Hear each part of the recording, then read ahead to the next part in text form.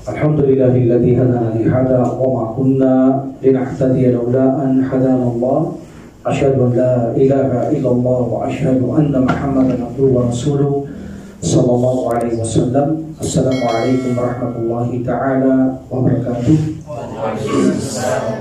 Saya papatuloy natin ang buhay ng ikalawang khalifa, si Umar ibn Khattab radhiyallahu anhu. So, dadako tayo sa araw na ito kung paano pinakitubuhan ng propeta ni Umar ibn Khattab radhiyallahu anhu ang pamilya ng propeta sallallahu alaihi wasallam. Pero bago ito ay ipakita natin ang isang napakagandang ugali ni Umar ibn Khattab radhiyallahu anhu. Inshallah, dadako din tayo sa ibang kay Khalid ibn Walid, no? At saka si Umar ibn Khattab radhiyallahu anhu. Alamin natin kung anong mga dahilan kung bakit siya tinanggal ni Umar ibn Khattab radhiyallahu anhu mula sa pagka-commander, gobernador at sa pangkat ng mga ukbong sa datahan ng pananampalatayang Islam until na siya ay mamatay sa Syria on deathbed. Anong mga dahilan? Aalamin natin ito inshallah. So isa sa napakaganda na ugali ni Umar ibn Khattab radhiyallahu anhu na magbibigay sa atin ng magandang inspirasyon. Yaong kanyang pagpipigil sa kanyang sarili kahit na galit siya. Kapag narinig niya ang aya ng Quran, i-recite sa kanya sa ayaw at sa gusto mo, re-respetuhin ni Umar ibn Khattab radhiyallahu anhu ang salita ng Allah subhanahu wa ta'ala kahit gaano kasakit ang kanyang narinig o sinabi sa kanya ng isang tao, siya ay magpapakumbaba kapag nakarinig siya ng aya ng Allah subhanahu wa ta'ala.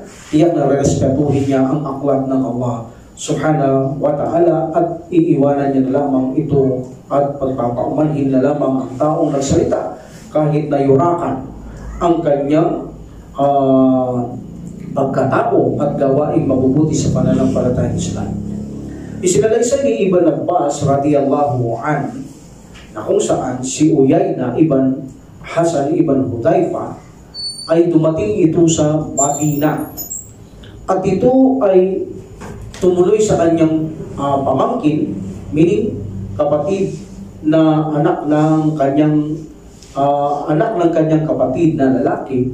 So tumuloy siya rito kay Hur ibn Qais. Hur ibn Qais. So pamangkin niya ito.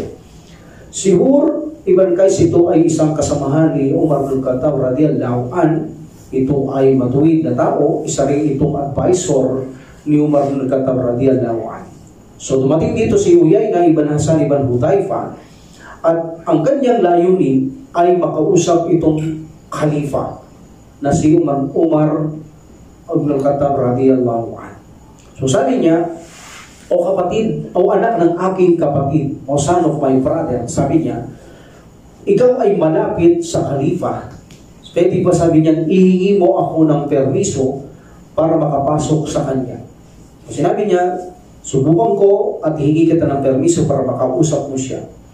So sinabi ni Ibn Abbas radhiyallahu anhu siyang nananarrates nito. So si Al-Hur ay humingi ng permiso kay Umar ibn Khattab radhiyallahu anhu para kay Uyayna at pinagbigyan ito ni Umar ibn Khattab radhiyallahu anhu.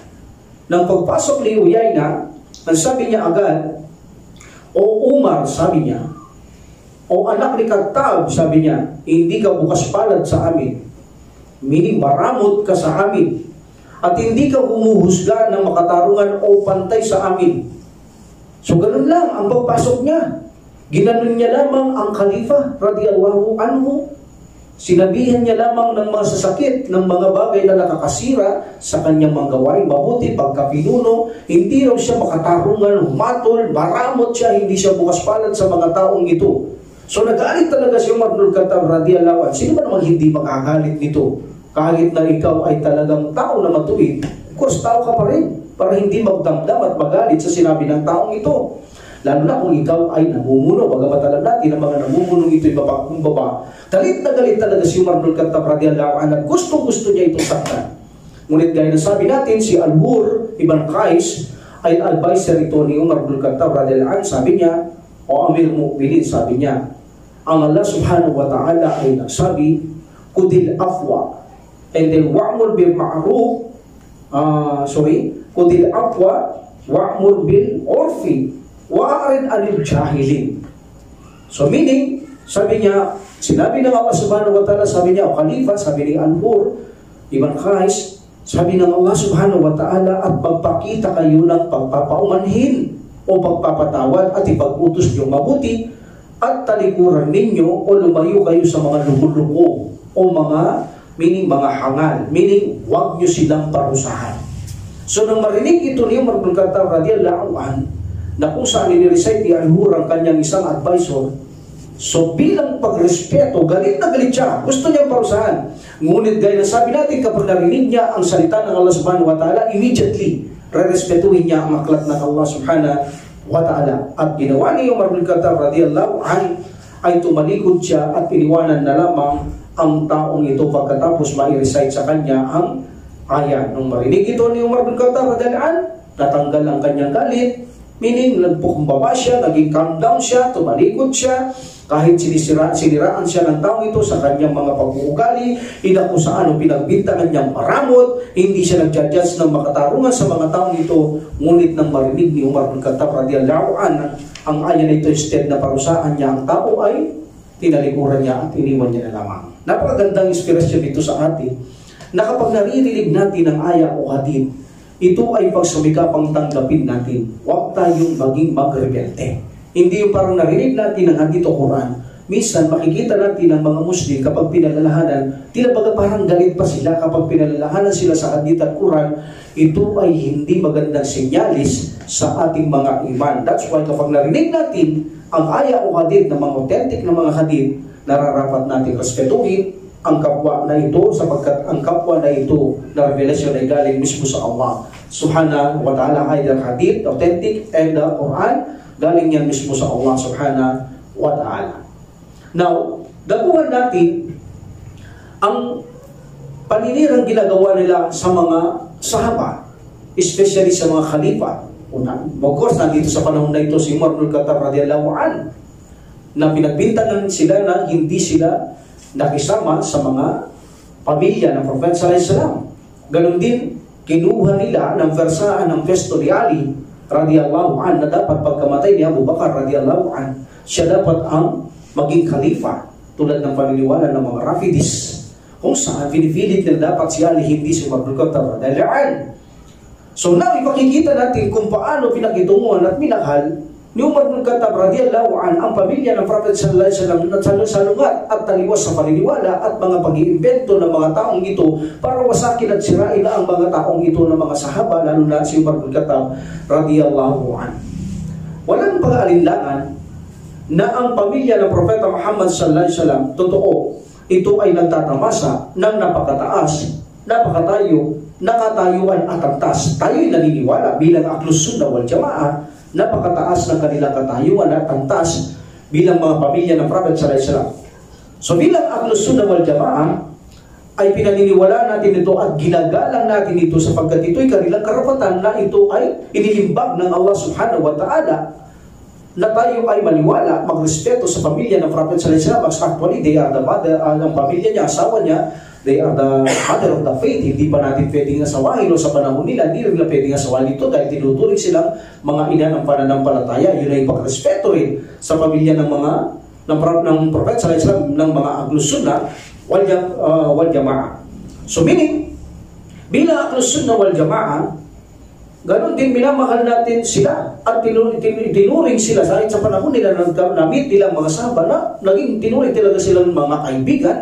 At ang mga taong ito ay nalulugod ang mga sahaba noon na kumuha ng informasyon sa kanila at handa itong pakinggan at handa itong sundin ang kanilang mga payo. Especially, ni-remind ng Prophet sallallahu alaihi wasallam in the day of Ghadir Qum. Sabi niya, bago namatay ang Prophet sallallahu alaihi wasallam, ini-remind ko kayo patungkol sa paalaala ng Allah subhanahu wa ta'ala patungkol sa aking mga may tahanang, may bahay o may pamilya ko.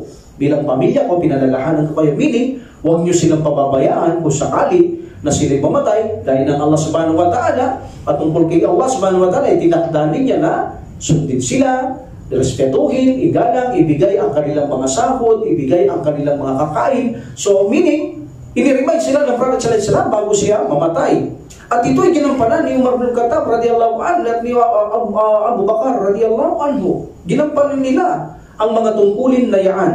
So tingnan natin kung paano pinakitunguhan ni Umar bin Khattab radiyallahu anhu ang pamilya ng Propeta Muhammad sallallahu alaihi wasallam. Ang pakikitungo niya, unahin natin sa kanyang mga asawa. Ito si Umar bin Khattab radiyallahu anhu. Ito si Umar ibn Khattab radiyallahu anhu, mas madalas niyang i-check ang pamilya ng Prophet sallallahu alaihi wasallam kaysa sa kanyang sariling pamilya. At mas masarap ang pagkain ng pamilya ng Prophet sallallahu alaihi wasallam kaysa sa pagkain niya sa kanyang sarili at sa kanyang pamilya. Ganun niya kamahal ang mga pamilya ng Prophet sallallahu alaihi wasallam. Hindi siya kumakain ng mabuting pagkain, ng masarap na pagkain na hindi niya ipadadala sa mga asawa ng Propeta Muhammad sallallahu alaihi wasallam. At alam natin ang kanyang anak na si Hafsa radiyallahu anha, anak niya ito, asawa ng Prophet sallallahu alaihi wasallam, siya ang pinakahuling binibigyan niya dahil sa pamilya niya. Pinakahuli niyang binibigyan ang anak niyang ito bagamat asawa siya ng Prophet sallallahu alaihi wasallam. Kung sa mga pagkain ay may kakulangan, siya ang mayroong kakapusan na bibigyan ni Umar bin Khattab radiyallahu an itong kanyang anak niya si Hafsa. Ganon siya makitungo. Itong si Umar bin Khattab radiyallahu an sa mga asawa ng Propeta Muhammad sallallahu alaihi wasallam. Dakuhan natin itong kay isang kanyang asawa si Zainab binti Jahsh. Actually, si Zainab binti Jahsh, ito ang mayroong mahabang kamay. Mahabang kamay. Ang sabi ng Prophet sallallahu alaihi wasallam, ito ang unang namatay na asawa ng Prophet sallallahu alaihi wasallam. Ang unang mamamatay sa inyo ay yaong mahabang kamay. Sabi niya, bago siya namatay, sabi niya sa kanyang mga pamilya, asawa, ang unang mamamatay sa inyong mga asawa ko ay ang mahabang kamay sa inyo. So, pakiwari nila, lalo na si Aisha radiyallahu anha, yung pinakamatangkad. Of course, mahabang kamay, matangkad. Yun ang unang mamamatay. Pero nung mamatay si Zainab binti Jahsh radiyallahu anha, napag-isipan nila, hindi naman matangkad dito. Bakit mahaba ang kamay na sinabi ng Prophet sallallahu alaihi wasallam? Yun pala, ang sinabi ng Prophet sallallahu alaihi wasallam, ang unang mamamatay sa kanya mga asawa, ang mahabang kamay, yung mapagbigay sa kanyang mga asawa. Pinakamapagbigay. Mapagbigay siya ng lahat. Ngunit iba si Zainab binti Jahsh radiyallahu anha, mapagbigay ito. Pag nagbigay ito, alos wala siyang kakainin. Kung hindi mo siya pipigilan, ibibigay niya lahat kung anong mayroon siya. Iyon ang tinutukoy ng Prophet sallallahu alaihi wasallam na mahabang kamay, mapagbigay. Hindi yung akala nila Aisha radiyallahu anha, literal na mahaba, yung pinakamatangkad at mahabang kamay, yun ang mamamatay. Pero nung mamatay ito, hindi itong pinakamatangkad, hindi mahabang kamay, nalaman nila sinasabi ng Prophet sallallahu alaihi wasallam, yung mahabang kamay, yung mapagbigay, ang unang mamamatay sa mga asawa ng Prophet Muhammad sallallahu alaihi wasallam. Itong si Umar ibn Khattab radiyallahu anhu, tingnan natin ang kanyang kahusayan bilang pagmamahal, pakikitungo, pakikipagkaibigan sa mga asawa ng Prophet sallallahu alaihi wasallam. Pinadala niya ito si Zainab binti Jahsh radiyallahu anha ng kanyang share. Ang ipinadala niya ito ay napakarami. Nagulat siya, sabi ng mga tao na nagdala, sa iyo lahat ito, sa akin lahat ito. Allahu Akbar. So, meaning, mas marami ang ipinadala ni Umar bin Khattab radiyallahu an sa panahon ni Abu Bakar radiyallahu an. That's why, nagulat siya. This is the dalil. Nagulat siya. At tiningi niya pa ng tawad, itong si Umar bin Khattab radiyallahu an, sa sobrang saya, sa ibinigay na pakikipagtungo ni Umar bin Khattab radiyallahu an, sa kanya. Kaya sabi niya, Ya Allah, patawarin niyo po sa kasalanan na nagagawa o na maling nagagawa ni Umar bin Khattab radiyallahu an. So, hiningi niya tawad itong taong ito sa sobrang saya niya. Pero alam niyo pa, dahil nang sabi ko, ang taong ito kahit gaano karami, ibibigay niya lamang. So pumasok siya sa kanyang hijab, karte. One of the translate of hijab, karte. Actually sa Quran, karte, sinabi ko yan. Pumasok siya. At sabi niya, sa isang kanyang kasamaan, si Barzah binti Rafi', sabi niya, takpan mo ito ng balabal at kumuha ka dito ng mga sadaka na ipamimigay mo. Like for example, isang dakot, ipamigay mo sa ganitong lugar, sa ganitong tribo, sa ganitong tao, ipamigay mo, ipamudbud mo. So until finally, ipinamigay ni Barzah binti Rafi' ang lahat ng nasa sisidlan. Sabi niya, nung malapit na maubos, sabi niya kay Zainab binti Jahsh radiyallahu anha, itong si Barzah, sabi niya, patawarin ka ng Allah, Mother of the Believer, sabi niya. Alam mo namang meron din namang kaming karapatan, bakit inuubos mong pinamigay sa kanila? Meaning, paano kami? Sabi niya, patawarin ka ng Allah. Sabi niya, mayroon pa dyan. Kung mayroon pa, anumang natitira, sige, sa'yo yan, sabi niya. Kita mo? Iyan ang habang kamay sinasabi ng Prophet sallallahu alaihi wasallam. Hindi siya nangangambang mawalan, natatakot mawalan. Mas gusto niyang ipamudmud at ipamigay kung anong meron siya. Sabi niya, kung anong natitira sa ilalim ng balabal, sige sa iyo. So tinalis ito ni Zainab binti Jahsh radhiyallahu anha at nakita niya rito na mayroong pera. Mayroong pera. 85 dirhams. Malaking halaga to.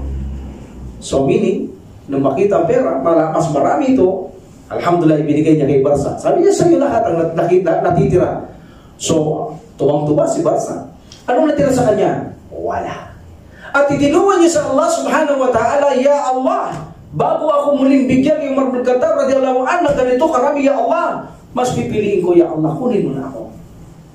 Meaning, patayin mo na ako, Ya Allah. Itakda mo na ang kamatayan ko, Ya Allah. Bago pa ako bigyan yung Umar bin Khattab radhiyallahu anhu ng ganito, Ya Allah. And then finally, bago siya mabigyan, ay namatay ito.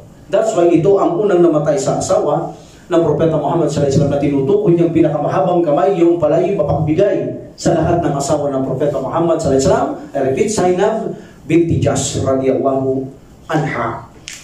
Isa pang halimbawa, si Aisha radhiyallahu anha, na kung saan nagsabi, pinapadalang kami ni Umar bin Khattab radhiyallahu anhu minsan ng ulo, paa ng mga almanes bilang pagkain namin.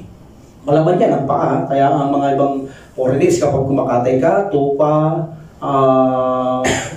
baka, o ano pang mga halal sa atin, mas gusto nila yung mga paa.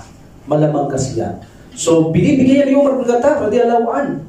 Sa kanila, special ang kanila ang binibigay. Imagine, nandun yung hita, napakalaki noon, ng paa, tapos ulo pa. Okay, so pinamimigyan niya ito sa kanila. Binibigyan pagkain at binibigyan sila ng kanilang mga sahod. Hindi nawawalan sahod dito ang pamilya ng Propeta Muhammad sallallahu alaihi wasallam. At minsan nakiusap sila na magsagawa ng Hajj kay Umar bin Khattab radhiyallahu anhu, ngunit siya ay nag-refuse. Tumanggi si Umar bin Khattab radhiyallahu anhu na sila'y payagang mag-Hajj. Ngunit pinayagan niya next year. Nung sila'y payagang next year ni Umar bin Khattab radhiyallahu anhu, ay ipinadala niya si Uthman ibn Affan at Abdurrahman ibn Auf kasama nila radhiyallahu anhuma. Meaning, babantayan nila ang mga pamilya ng Propeta Muhammad sallallahu alaihi wasallam. At walang makakalapit. Ipinagbilin niya, ganito niya ito sinusuportahan, na ang isa ay lumayo sa mga babae sa unahan, ang isa sa hulihan. Meaning, gwardyado sila at walang nakalapit sa mga babae. At kapag sila ay nagpahinga sa isang lugar, huwag na huwag kayong sisiping sa kanila. Pumasok kayo kung saan maaaring pumasok ang tao, bantayan yun kayong dalawa para walang makapunta sa kanila o anumang panganib ang dumating sa kanila. At kapag sila ay nagtawag doon sa Kaaba, nagsagawa ng Hajj, sabihin sa mga tao na walang magtatawag maliban ang mga babae. Allahu Akbar. Malayo sa fitna. Ganun niya inirespeto ang mahal na Prophet sallallahu alaihi wasallam.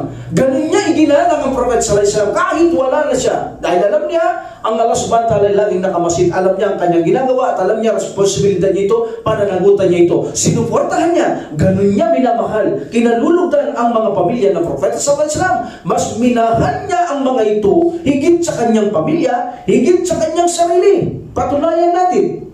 Minsan si Husayn ibn Ali radhiyallahu anhu, Al-Husayn, Ibn Ali radhiyallahu anhu, sabi ni Umar bin Khattab radhiyallahu anhu, bata pa, sabi niya, bakit hindi ka, sabi niya, minsan makisama sa amin, sabi niya, meaning in pagkain. So sabi ng bata, mismo si Husayn, ang ganito, Al-Husayn Ibn Ali radhiyallahu anhu nag-narrate. So sinabi ni Umar sa kanya radhiyallahu anhu, o aking anak, o my son, sabi niya, bakit hindi ka minsan pumunta sa amin at makijoin sa amin, sabi niya. Hindi sa bahay ni Umar bin Khattab radhiyallahu anhu. So sabi ni Al-Husayn Ibn Ali radhiyallahu anhu, minsan nagpunta ako. Pero sabi niya, natagpuan kong kasama niya si Muawiyah. At nandoon din sa pintuan si Abdullah ibn Umar radhiyallahu anhu. So nahiya siya, umalis siya. Nakita niya siya ni Umar bin Khattab radhiyallahu anhu. So na makita siya ni Umar bin Khattab radhiyallahu anhu sa isang lugar, sabi niya, o aking anak, sabi niya, o my son, nakita noon papunta sa akin, bakit nawala kang bigla, sabi niya. Kasi nakita ko, sabi niya, na ikaw ay hindi nag-iisa. Meaning nahiya pa, bata pa eh. Kasama mo si Muawiyah at nandun sa pintuan si Abdullah ibn Umar radhiyallahu anhuma, hindi na ako tumuloy.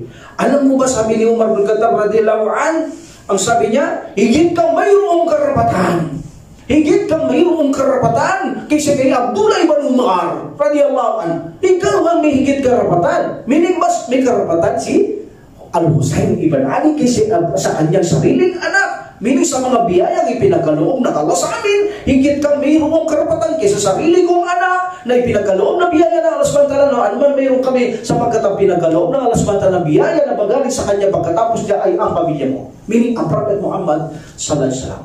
Ganun niya kamahal ang mga pamilya ng Propeta Muhammad sallallahu alaihi wasallam. Mas mahal niya sa sarili niya, mas mahal niya sa kanyang pamilya. Paano nila inakusahan si Umar bin Khattab radiyallahu an na siya ay kalaway ng mga pamilya ng Propeta Muhammad sallallahu alaihi wasallam? Isa pa, isinalaysay ni Ibn Sa'ad na kung saan ito'y narrate mula kay Ja'far ibn Muhammad al-Baqir na ang kanyang tatay, sabi niya, si Ali ibn al-Husayn ay nagsabi, may mga ternong dumating na kasuotan noon. Mga ternong dumating mula ito sa Yemen at ipinamudmud dito ni Umar bin Khattab radiyallahu anhu sa Madina. Ipinabigay ito sa mga tao. At itong si Umar bin Khattab nakaupo ito sa mimbar, between the mimbar and the grave of the Prophet Muhammad sallallahu alaihi wasallam. So, ang mga tao na dumarating, dahil masaya sila, ipinagduduwa nila si Umar bin Khattab radiyallahu anhu kay Prophet sa Allah subhanahu wa ta'ala sa kanyang ipinamimigay sa mga tao. Ngunit sa hindi inaasahan, ang dalawang bata, ang anak ni Fatima radiyallahu anha o Ali radiyallahu anhu, si Al-Hasan at Al-Husayn radiyallahu anhuma, lumabas sila ng bahay. Then nakita sila ni Umar bin Khattab radiyallahu anhu na wala silang kasya sa mga ternong pinamimigay dahil malaki at maliit sa kanila. So sinabi niya sa mga tao, hindi ako natutuwa, naliligayahan sa mga ipinamimigay ko sa inyo. Yang amin mo, meaning, bakit hindi ka nasisiyal pinamimigay mo sa amin at ang ginagawa mo, kabutihan, paano kang hindi natutuwa? Sapagkat mayroong dalawang tao, sabi niya na hindi ko nabigyan, na karapat dapat silang maunang mabigyan. Ngunit wala silang kasya, mahaba at maikli. Immediately, si Umar bin Khattab radiyallahu anhu ay nagpadala ito na kung saan ng liham sa Yemen at immediately gusto ko padala niyo ako ng dalawang terno para sa taong ito, Al-Hasan at Al-Husayn radiyallahu anhu. Doon pa lang siya matutuwa. Allahu Akbar. So ganun niya kamahal ang pamilya ng Propeta Muhammad sallallahu alaihi wasallam. Isinalaysay ni Abu Ja'far nang si Umar bin Khattab radiyallahu an ay marami na silang nalulupig, marami ng buti ang pumapasok sa kanila. So gusto niyang ipamugay sa mga tao ang maraming buti na ito at tinipon niya ang kanyang mga sahaba. So sabi ng mga sahaba, okay, unahin mong sarili mo. Meaning, partihan mo muna ang iyong sarili bilang pinuno. Ganyan naman ng mga hindi mananampalataya. Pag hindi mananampalataya, hindi maaaring di mauna. Pero siya hindi. Sabi niya, hindi. Hindi ako ang mauuna. Sabi niya, sumusumpa ako sa Allah subhanahu wa ta'ala, ang mauuna yung malalapit sa sugo ng Allah subhanahu wa ta'ala. Sallallahu alaihi wasallam. Yung malapit sa kanya. Even na tribo, yung malalapit. Pagkatapos ng isang tribo na malapit sa kanya, like for example, Banu Hashim, yung pinakamalapit sa kanya, pinakamalapit sa kanya, pinakamalapit sa kanya, uli ang kanya, Banu Adi. So, pinamigay niya at siya ay wala. At binigyan niya si Al-Husayn at Al-Hasan radiyallahu anhuma because sila rin ay bahagi o sila ay kapamilya ng Propeta Muhammad sallallahu alaihi wasallam. May relasyon sila sa Propeta Muhammad sallallahu alaihi wasallam. Siya wala. Instead na mauna, ipinamigay niya lahat. Sa kanya wala. Ganyan naman ang sabi niya. Hindi ako kukuha ng anuman hanggat hindi ko lang kailangan. Kukuha lang ako kapag kailangan ko at gugugulin ko lang sa tamang paraan. Allahu Akbar. Kaya sabi natin nakaraan, si Umar bin Khattab radiyallahu anhu, isinasabuhay niya ang lahat ng kanyang mga sinasabi. Alhamdulillah. Nakuha natin niya ang idwahan daw kuno ni Ali radiyallahu anhu at Umar bin Khattab radiyallahu anhu na si Ali dapat ang khalifa. Hindi si Umar bin Khattab radiyallahu anhu. Ito ay pinwersa lamang kinuha ni Umar bin Khattab radiyallahu anhu. Sinabi na rin at sinama na rin ang kanyang mga ibang sahaba na pinwersa nila ang posisyon ni Ali radiyallahu anhu. Ito ay walang katotohanan sapagkat si Ali radiyallahu anhu Siya ang pinagkakatiwala, ang advisor ni Umar bin Khattab radhiyallahu anhu. Sila'y nagmamahalan, sila'y nagtutulungan sa panahon ni Umar bin Khattab radhiyallahu anhu. Advisor ito, sinseridad na advisor ni Umar bin Khattab radhiyallahu anhu si Ali, at walang advice si Ali na hindi sinusunod ni Umar bin Khattab radhiyallahu anhu sa panahon niya dahil tiwala siya kay Ali radhiyallahu anhu. Itong si Ali, nung si Umar bin Khattab radhiyallahu anhu, of course, maglalakbay ito sa Jerusalem, sa Baitul Maqdis, inappoint niya si Ali na siya ang maiiwan sa Madina. Itong pagkakaisa, itong pagiging solido ng dalawang ito, makukumpirma natin unang-una nang ibigay niya ang kanyang anak kay Umar bin Khattab radhiyallahu anhu para ipakasal niya. Sino siya? Siyong Kulthum. Siyong Kulthum, anak ni Fatima ito radhiyallahu anhuma, anak ni Ali radhiyallahu anhu. Ibinigay ni Ali. Kung si Ali radhiyallahu anhu galit kay Umar, bakit niya ipakakasal ang kanyang anak kay Umar bin Khattab radhiyallahu anhu? At actually, hindi lang yun. Nung magkaanak sa iba, nagkaanak pa sa mga asawa ni Ali radhiyallahu anhu, ginawa niyang pangalan ng kanyang anak ay Umar din. Ikaw kung galit ka sa isang tao, tiyak na hindi mo gagamitin ang kanyang pangalan. At ang ginamit niyang pangalan ay Umar din, katulad ng khalifang ito. That's why meaning, mahal niya si Umar bin Khattab radhiyallahu anhu. At siya'y tumulong kay Umar bin Khattab radhiyallahu anhu, hindi sumalingat, hindi kailanman ito nagpahamak o nagbigay ng maling advice kay Umar bin Khattab radhiyallahu anhu. Actually, ang isang anak pa ni Ali, pangalan Abu Bakar. Ang isa, Uthman. Tatlong khalifa, pangalan ng mga anak ni Ali radhiyallahu anhu. Itong si Ali ibn Abi Talib, ito ang unang kinukonsultahan ni Umar bin Khattab radhiyallahu anhu, unang sinasanggunihan, unang hinihingi ng payo ni Umar bin Khattab radhiyallahu anhu sa lahat ng mga bagay, sa lahat ng mga bagay na gagawin, either major, either minor, maliit, malaki. Actually, si Ali talaga ang kanyang unang-unang hihingian ng payo. Like for example, in conquer of Jerusalem, pinayuan niya dyan, humingi siya pa kay Ali radhiyallahu anhu, in Madain, conquer of Madain, at nung gusto magpunta ni Umar bin Khattab radhiyallahu anhu sa Nahawan at pakilabanan o makipagdigmaan sa Persian, ganun din, makipagdigmaan sa Byzantines, ganun din, patungkol sa Hijri calendar, nakaraan, Hijri calendar, siya rin ang tinanggap niya ang mga advice ni Ali radhiyallahu anhu at sa maraming bagay. Palaging si Ali. So meaning, ang buhay ni Umar bin Khattab radhiyallahu anhu, kapag siya ay mayroong bagay na gagawin, sumasangguni siya kay Ali radhiyallahu anhu. Kaya sinabi ni Umar bin Khattab radhiyallahu anhu, minsan, kundi lang kay Ali, insyaAllah, si Umar bin Khattab ay mawawasak. So malaking tulong, meaning ang ginawa ni Ali radhiyallahu anhu sa kanya, hindi niya kaaway. Kung ganun, wala silang alitan, walang kinasusuklaman ang bawat isa dahil tinulungan niya talaga si Umar bin Khattab radhiyallahu anhu. So ganito kasincere si Ali radhiyallahu anhu at nagmamahal sa ikalawang kalifa. Alhamdulillah. So meaning, mali ang mga historian na ginagawa nila sa sarili ng mga pagnanasa upang sirain ang magandang character o katangian o pag-uugali ng ikalawang kalifa. Umar bin Khattab radhiyallahu anhu. Ayon kay Dr. Al-Buti rahimahullah, ang isa sa pinaka halata na bagay na mapapansin natin na kung saan, kung pag-aaralan natin ang pagkakalipa ni Umar bin Khattab radhiyallahu anhu, sabi niya, sa pagitan ng dalawa, si Ali at Umar bin Khattab radhiyallahu anhu, ay ang pagiging advisor niya kay Umar bin Khattab radhiyallahu anhu.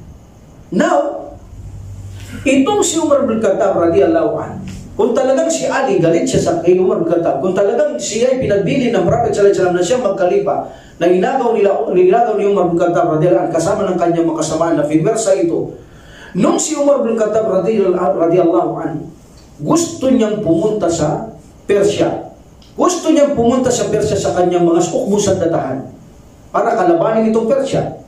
Anong sinabi ni Ali radhiyallahu anhu? Huwag kang pumunta. Huwag kang pumunta. Pwede kang lumaban sa kanila na nandito ka lang sa festo mo. Kung aalis ka, iiwanan mong hungkag ang lugar nito. Meaning, kung mamamatay ka, paanong lugar nito? Say ni Abu Bakar. Pwede kang lumaban na kahit wala doon na nandito ka, sabi ni Ali radhiyallahu anhu. Now, ang tanong, talagang si Ali radhiyallahu an ay totoong kinuha lang ang pesto niya, dapat siyang kalipa, bakit hindi niya pabayang mamatay si Umar? Bakit hindi niya sabihin, okay, pumunta ka doon, karapat dapat kang pumunta doon, namumuno ka, dapat tulungan mo sila. So bakit niya pinipigilan mapahamak itong si Umar ibn Khattab radhiyallahu an? Kung talagang siya ay galit kay Umar, kinuha ang kanyang pesto, bakit hindi niya isulong na siya ay mamatay dahil mali naman ang kanyang ginagawa? Meaning, hindi totoong ang akusa nila na inagaw ni Umar ibn Khattab radhiyallahu an ang pesto ni Ali radhiyallahu anhu, sapagkat makikita natin ang maraming pakikitungo, pagmamahal na ginawa ni Ali radhiyallahu anhu kay Umar ibn Khattab radhiyallahu anhu. Walang katotohanan niya.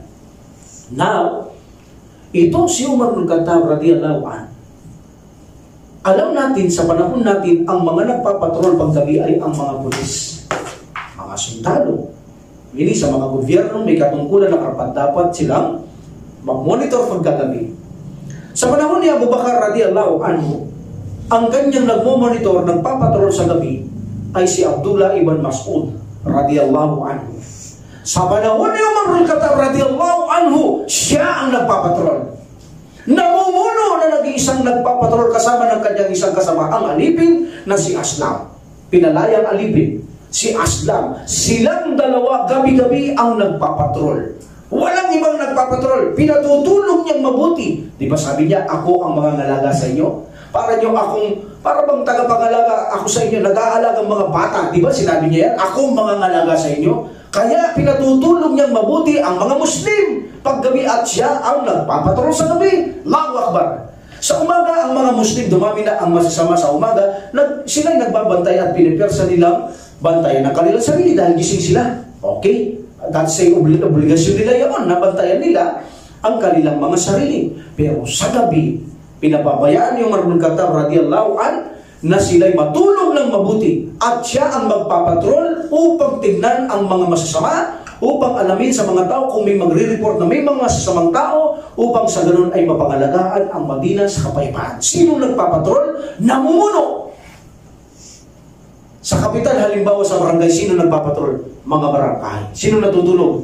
Ang kapitan, ang namumuno, ang mayor, ang gobernador, ang mga alagad, mga bata, silang gumagalaw. But Umar ibn Khattab radhiyallahu anhu, hindi nangangailangan ng sahod, hindi kumukuha ng karapatan ng tao. Siya pa mismo ang nagbabantay sa mga tao. Siyang nagpapatrol. Inilalagay niya ang kanyang sarili sa alanganin na kung saan sa masasamang maaari may posibilidad na siya ay patayin, salakayin. Ngunit ang kanyang pangako ay pangako, siya ay magiging tagapangalaga ng kanyang umat. Siya ang nagpapatrol sa bawat gabi. Lawak ba? Minsan sa kanyang pagpapatrol, sabi ni Aslam, isinalay sa niya ang kanyang pre-slave. Silang dalawa yan. Okay? Sometimes may kasama siya, as far as I know, si Abdurrahman, hindi si Aslam ang kanyang nakakasama. Abdurrahman ibn Auf radhiyallahu anhu. Okay? Salit-salit sila. So isinalaysay ito ni Aslam ang kanyang freed slave ni Umar radhiyallahu anhu. Minsan sabi niya, nagpunta kami, sabi niya, sa Harrat Waqim. Itong Harra, ito ay tinatawag na black area from the this say rock, volcanic rock. Kasi ang Madina, naka-block ito ng dalawang volcanic rock. Meaning yung lumabas sa vulkan, and then tumigas doon mga matatalim na bato. Kaya makikita niyo yung Madina na sa gitna, hindi mo mapasukan dati Baitul Kandak, inukay nila magkabilang bundok, inukay nila para hindi makatawid ang mga Quraysh. That's why in Madina, naka-block ito ng volcanic rock na tinatawag nila itong Harra. So may dalawang Harra itong Madina. Okay? So mayroong nakadalay magkabilaan. So sabi niya, ni Aslam, sabi niya, nagpunta kami sa Harrat Waqim. So, pagdating namin in Sarar, ito ay Sarar, 3 miles in Madina, lugar ito. Pagdating namin sa Sarar, 3 miles from Madina, sabi, may nakita kaming nag-aapoy. Maliwanag, meaning, apoy, maliwanag, even na malayo. So sabi niya, o Aslam, sabi niya, nakikita ko rito na may ilang mga naglalakbay na hinahabol ng gabi at lamig, sabi niya. Nakikita mo bang nakikita ko? Nakikita ko, mayroong muminid, sabi niya. Bakit may apoy dyan? Bakit may tao dyan? Sabi niya. Napakaalanganing lugar, sabi niya. So tara puntahan natin sa inyo. Yung Umar bin Khattab radiyallahu anhu. Nang sila ay makalapit na, nakita nila ang isang babae. Nakita nila ang isang babae na mayroon itong mga anak. At ito si Umar bin Khattab radiyallahu anhu ay nagbigay ng salam at sinabi niya, "O Assalamualaikum o taong liwanag." Hindi niya sinabing taong apoy, bagamat may apoy. Sinabi niya taong liwanag. Hindi niya ginamit ang fire. So sabi ng babae, kay Umar bin Khattab radiyallahu anhu, ganun din sa iyo, wa alaikumussalam. Sabi niya. Sabi ni Umar bin Khattab radiyallahu anhu, pwede ba akong makalapit sa iyo? Sabi ng babae, kung lalapit ka sa akin na may magagawa kang mabuti, lumapit ka. Pero kung wala kang magagawang mabuti, hindi ko kailangan ng paglapit mo, umalis ka. So lumapit ito si Umar bin Khattab radiyallahu anhu. Anong nangyari sa inyo? Sabi niya. Anong nangyari sa mga bata? Bakit sila umiiyak? Sabi ng babae, sila ay gutom. Sila ay gutom. Sabi niya, ano ang nasa pot mo, lalagyan mo, na niluluto mo? Sabi niya. Tubig, sabi niya. Meaning parang nililin lang niya lang mga bata, maghintay kayo, nagluluto pa ako, para makatulog sila, ganon. Tubig, sabi niya, hanggang sa kanila sila makatulog. Meaning hindi pa kain niluluto ko, nililin lang ko, naku, wala kaming makakain. Meaning, nililin lang ko hanggang sa sila hanggang makatulog. Tubig lang, sabi niya. So, sabi ni Umar bin Khattab radiyallahu anhu, gaano kayo sabi muna ng babaeng ito, kay Umar bin Khattab radiyallahu anhu, sabi niya, ang alala lamang ang hahatol sa amin ng Amir Mu'minin si Umar tsaka ako at ang aking pamilya. Pagkatapos niya sinabing ganun, ang alala lamang ang hahatol sa amin tungkol kay Umar, kay Amir Mu'minin at sa amin. So tinanong ni Umar bin Khattab radiyallahu anhu, paano nalaman ang patungkol sa inyo? Gaano ba kaalam ang patungkol sa inyo ni Umar bin Khattab radiyallahu anhu? Sabi niya, alam niya ba kayo dyan? Ibig sabihin, alam niya ba kayo dyan? So sabi niya, siya ang in-charge sa buhay namin. Siya ang in-charge sa buhay namin. Sabi ng babaeng ito kay Umar bin Khattab radiyallahu anhu, paano niya hindi malalaman ang sitwasyon namin? Dapat alamin niya ang sitwasyon namin. Katulad mo, yan, nakita mo kami, alam mo sitwasyon namin. Kung siya ay ginagampanan niya ang kanyang tungkulin, tiyak na masusumpungan niya kami na naririto walang pagkain, walang tirahan, walang tahanan. Kundi nagpaparaos lamang na masisilungan kasama ng aking mga anak. Sabi ng babaeng ito. And then, tumalikod si Umar bin Khattab. Kadalaan, pumunta siya sa kaban ng Madina. Kumuha siya ng isang sakong trigo at saka taba, mantika. At sinabi niya kay Islam, pabuhat mo sa akin. Ya Amir Mu'minin, ako magbubuhat yan. Ikaw ang magbubuhat ng aking pasalin sa kabilang buhay? Siyempre, hindi. So, binabuhat niya kay Amir Mu'minin. And then, tumakbo siya, sabi ni Aslam, hindi lalakad, takbo. Dahil gutom takbo. Tumatakbo rin ako. Sabi ni Aslam, silang dalawa tumatakbo hanggang sa makarating sila sa babaeng ito. Sabi niya, itong trigo, akin nilalagyan. Okay, hugasan mo, niluluto ko. So, niluto na yung nagtatapradalaan. Nung maluto na, bigyan mo ako sisiglan. Ipagsasantok ko sila, ipalalamig ko, then pakainin mo mga anak mo. In one narration, siya pa ang nagpagkain. Then pakainin mo mga anak mo. And then na sila ay makakain. Nung pinakain na sila ng babae, kanyang mga anak, of course, nabusog ang mga bata. Sabi niya, mas angkop ka pa mas angkop ka pang mamuno kaysa kay Umar Doon sa Amir Mu'minin, mas angkop kang mamuno, sabi niya, mas karapat dapat kang mamuno sa kanya Sabi nitong taong ito. Alhamdulillah, alam niyo ba, sa isang narration, dahil sa possibility inamin ni Umar bin Khattab na ako ang Amir Mu'minin. And then, bakit niya inamin? Agad immediately. Para immediately baka mamatay siya, hindi siya napatawad ng babae.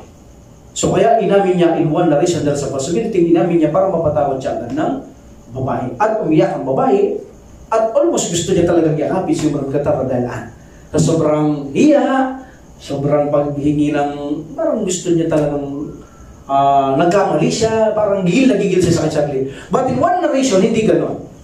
Sabi ng prophet ni Umar bin Khattab radiyallahu anhu, sabi niya, kung pupunta ka, sabi niya, kay Amir Mu'minin, Madina, pag pupunta mo siya Amir Mu'minin, matatagpuan mo ko doon. Sabi niya, matatagpuan mo, sigurado ako doon, sabi niya. Ano sabi niya? Kapag pumunta kay Amir Mu'minin, meaning Madina, tiyak na masusumpong mo. So in one narration, pumunta ang babaeng ito, ipinagtanong niya si Amir Mu'minin, alhamdulillah, there's a possibility, there's a need, kailangan niyang, ewan ko, ang alas pantala kung anong dahilan, At tanong niya ang Amir Mu'minin at nakita niya si Umar bin Khattab ang Amir Mu'minin. Nang sinabi ng mga tao, ang Amir Mu'minin, pumunta ka dyan, nandyan. Pagpasok niya, nakita niya ang Amir Mu'minin, umiyak siya ng umiyak. Sa nagawa ng kamalian sa Amir Mu'minin. Naalala niya bigla na sinabihan niya si Amir Mu'minin, mas karapat dapat ka. Sabi niya, akala niya hindi yun eh. Mas karapat dapat ka mumunod doon sa Amir Mu'minin. Ang pangalawa, ang malalalamang ang hatol sa amin kay Umar at saka sa aking pamilya o akin. So bigla siyang nahiya, almost napaluhod siya, almost maiyak siya, almost imatayin siya sa sobrang hiya na makita niya si Umar bin Khattab radhiyallahu anhu. Of course, alhamdulillah, natuwa din siya, nasiyahan din siya, at siya ay pinatawad niya ang Amir Mu'minin, humingi rin siya ng tawad sa Allah subhanahu wa ta'ala, humingi rin siya ng paumanin sa Amir Mu'minin, alhamdulillah. So ito sa kasaysayan na natagpuan ni Umar bin Khattab radhiyallahu anhu sa kanyang pagruronda sa hating gabi ang mga pamilyang ito. Actually, may isa pang pangyayari dito. Sabi ni Aslam, bago ka umalis na kami ni Umar, sabi niya. But nung umalis kami, umarap siya ulit sa pamilya, hindi na naman siya umalis, sabi niya. Nung makatulog ng mga bata, sabi ni Aslam, tsaka ako tinanong, sabi niya, yamin muli, sabi niya, bakit ba hindi ka umalis? Paglingon mo, hindi ka nung gumalaw, sabi niya. Alam mo ba, sabi niya, ang mga batang yan, dahil sa atin ay umiyak sila, nagutom sila. Ayokong umalis, sabi niya, na hindi sila busog, nakikita ko kontento at hindi sila tulog. Kaya nung tulog na sila, nung nakita mo tulog sila, kaya nung nakita ko, tsaka na ako na kontento at umalis na ako. Doon pa lang kami umalis, sabi ni Aslan, na makontento na ang Amir Mu'minin sa kanyang pananagutan, possibility na pananagutan, napapagabag siya sa kanyang sitwasyon para sa Allah subhanahu wa ta'ala. Okay? Now, dakuhan naman natin bago tayo pumunta kay Khalid bin Walid radiyallahu anhu, ang concern ni knowledge. In knowledge, one of the most important factors for the Muslim para tayo itulungan ng Allah subhanahu wa ta'ala, manaig ang isang bansa na bigyan biyaya ng Allah subhanahu wa ta'ala ay ang pagkakaroon ng kaalaman. Hindi lang sa kaligtasan, bibiyayaan niya ang nasyon ng Allah subhanahu wa ta'ala. Imposible na ang isang nasyon na hindi nag-aaral, na imaginin mo na suportahan ka ng Allah subhanahu wa ta'ala. No. Ni nga ulan pagkakaita ka ng Allah subhanahu wa ta'ala kapag hindi ka sumusunod sa Allah subhanahu wa ta'ala. Ni ang digmaan pagkatalo ka ng Allah subhanahu wa ta'ala kapag hindi ka sumusunod sa Allah subhanahu wa ta'ala. Meaning, dahil ang sabi natin, imposible imagine mo na tulungan ka ng Allah subhanahu wa ta'ala kung wala kang knowledge dahil hindi kayo sumusunod sa Allah subhanahu wa ta'ala. That's why, sa panahon pa ng Prophet sallallahu alaihi wasallam, kay Abu Bakar, kay Umar bin Khattab radhiyallahu anhuma, ay kaalaman ang kanilang pinapahiran. The Prophet sallallahu alaihi wasallam, kapag may nag-embrace sa isang tribu, padadala siya mga ngaran. Padadala siya na magtuturo, mag-stay doon, kahit saan lugar. Ganun sila ka-concern sa kaalaman. Ang kaibahan ni Umar bin Khattab radhiyallahu anhu, nagtayo siya ng mga paaralan. Yan ang kaibahan niya. Dahil mahalaga sa kanya ang kaalaman, nagtayo pa siya ng mga paaralan at nagtakda siya ng mag-aaral sa Madina, maging ito man ay mga gobernador, mga ahente, o ano pa man, nag-aaral sa Madina, at pagkatapos mag-aaral sa Madina, nagpagawa ng mga eskwela sa mga nasakop na bansa, at nagpadala siya ng mga ngaral doon. Ganon siya kakonsern sa kaalaman. Isang namumuno ay dapat nag-iipon siya ng mag-aaral ang kanyang mga nasasakupan. Hindi pwede ang namumuno na hindi mo tinutustusan o tinutulak na mag-aral ang iyong umma. Gaya ni Umar bin Khattab radhiyallahu anhu, chine-check niya, binabantayan niya ang mga taong hindi nag-aaral. Hinihikayat niya na ito ay mga mag-aral sa kaalamang pananampalatayang Islam. Talagang nagro-ronda siya sa gabi, tinitingnan niya kung mayroong hindi nag-aaral o mga nag-aaral. Kapag binakita siya hindi nag-aaral, hinihikayat niya. Nauuna siya na hikayatin ang mga tao na mag-aral. At dito katwiran ni Umar bin Khattab radhiyallahu an, ang sino mang hindi naghahanap ng kaalaman patungkol sa ating reliyon, imposibleng suportahan tayo ng Allah subhanahu wa ta'ala. Imposible. Para gusto nyo suportahan tayo ng subhanahu wa ta'ala, pag-aralan nyo ang Quran, sabi niya, kapag napag-aralan nyo ang Quran, matatanto ninyo na ito ay puno ng bersikulo ng magbibigay na napakatayong na kalagayan kaalaman sa inyo. Sabi ni Umar bin Khattab radhiyallahu na hindi kayang taglayin ng sino mang tao ang kaalamang ito kapag pinag-aralan ng Quran. Even na jinn, even na tao, even na magsama-sama sila, hindi kaya ng taong gawin ng Quran. That's why ang sino mang nag-aaral ng Quran, sabi ni Umar bin Khattab radhiyallahu matatagpuan mo ang isang napakatayong isang bersikulo. Napakatayong na bersikulo ang ibibigay na kaalaman ng Allah subhanahu wa ta'ala. That's why naghihikayat siya na mag-aral at matamo ang kaalaman sa hadith na authentic at aklat ng Allah subhanahu wa ta'ala. Dinamit niya dalil, Iqra bismi rabbikal ladzi khalaq. Yan ang unang-unang revelasyon kay Prophet sallallahu alaihi wasallam, magbasa. Nagbasa, merong dalawa itong kahulugan. Meaning reading your memory, or meaning mahawak ka mismo ng babasahin. Kasi nung ang Prophet sallallahu alaihi wasallam nasa kuweba siya, read, sabi ni Angel Jibril alaihi salam, wala siyang dalang papel. Sabi, hindi ako marunong magbasa. Meaning reading your mind. Meaning sasabihin ko, i-read mo, sabihin mo. But sa isang report, meron siya dala, pinababasa niya kay Prophet sallallahu alaihi wasallam. Hindi ako marunong magbasa at sumulat, sabi ng Prophet Muhammad sallallahu alaihi wasallam. So this is the first verse. The Revelation 1 to 5. Okay. So sabi ng Allah subhanahu wa ta'ala, ginamit ni Umar bin Khattab radhiyallahu magbasa sa ngalan ng iyong Panginoon ang lumikha. So alhamdulillah. So ito ang pag-aaral sa Quran. Idinidescribe na magkaroon tayo ng kaalaman, kabaligtaran ng walang kaalaman o kawalang pananampalataya, meaning ignorance and misguidance. Ignorance and misguidance. Tayo na sa guidance, kabaligtaran ng ignorance and misguidance ang mga nag-aaral. That's why, isa pang ginamit ni Umar bin Khattab radhiyallahu an, kul, hal yastawi alladhina ya'lamuna wal ladhina la ya'lamu innama yatadakkaru ulul albab. Sila kaya na may kaalaman ay katulad nila ang walang kaalaman? Sabi ng Umar bin Khattab radhiyallahu, katulad ba ng walang kaalaman ang may kaalaman? Katotohanan sila lamang ng mga tao na may pangunawa ang tatanggap ng paalaala. Yung mga may kaalaman ang tumatanggap ng paalaala. Sa isang ayat, apamayamshi mukiban ala wajhihi ahda amayamshi sawiyan ala siratin mustaqim. Sabi ng SWT, magkatulad ba ang naglalakad na nakatungo na hindi nakikita ang daan, na naglalakad kumpara sa sila ba higit na nagabayan? Meaning, nagabayan bang higit ang mga naglalakad na nakatungo sa daan na hindi mo nakikita yung daan, nakayukukay, kaysa sa mga taong nakatingala ang kanilang ulo na nakikita ang daan? Sino ang higit na nagabayan? Of course, yung nakatingala, sila ang nagabayan, nakikita lang nila lakaran, samantalang nakayuko, hindi magkatulad. Meaning, ang may kaalaman at walang kaalaman ay hindi ito magkatulad. That's why, ang priority ni Umar bin Khattab radhiyallahu an ay ang knowledge ay palaganapin mula pa sa Prophet sallallahu alaihi wasallam kay Abu Bakar radhiyallahu an. Ang kaibaan ni Umar bin Khattab radhiyallahu an, nagpagawa siya ng mga paaralan. Lawak ba? Nagpagawa siya ng paaralan. Dito naintindihan nila ng mga sahaba na ang paghahanap ng kaalaman at pag-unawa sa relihiyon upang makatanggap ng divino, banal na tulong ng Allah subhanahu wa ta'ala at suporta, kailangan mong pag-aralan ng Islam para masamba mo ng tama at masunod ang Allah subhanahu wa ta'ala. That's why naalala nila ang sinabi ng Allah subhanahu wa ta'ala, ang sinabi niya kay Prophet sallallahu alaihi wasallam na umingi ka ng karagdagang knowledge sa Allah subhanahu wa ta'ala. Ang sinabi niya, wa qur rabbi zirni ilman. Sabihin mo Muhammad, kul Muhammad sallallahu alaihi wasallam, wa qul rabbi zirni ilman. O my Lord, dagdagan mo ako sa kaalaman. Pero sinabi rin ng Prophet sallallahu alaihi wasallam, natandaan din ng mga sahaba, o Panginoong Allah, ako'y nagpapakupkup sa iyo sa kaalamang walang kapakinabangan. Meaning, mayroon kang knowledge, hindi mo naman sinasabuhay, hindi mo naman ginagawa, hindi mo naman tinuturo, wala rin, walang kapakinabangan. Dapat kapag nagkahingi ka ng knowledge, nag-aaral ka, pakikinabangan mo. Meaning, pakikinabangan mo, sasabuhay mo, ituturo mo, kung kinakailangan, ituro mo. Alhamdulillah. So, sa panahon ni Umar bin Khattab radhiyallahu an, sumasaksi ang mga sahaba na ang kaalaman ni Umar bin Khattab radhiyallahu an, ang katotohanan, ay isa siya sa juris.